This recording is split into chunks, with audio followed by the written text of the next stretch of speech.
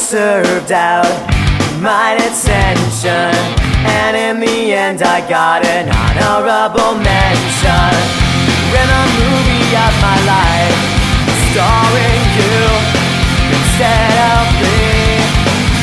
When the moonlight hits your bright eyes, I go blind.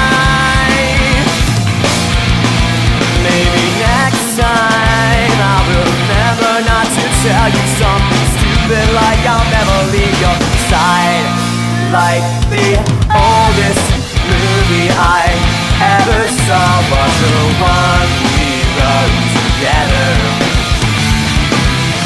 Said I hate you, but I never change a thing. I can be your John Cusack.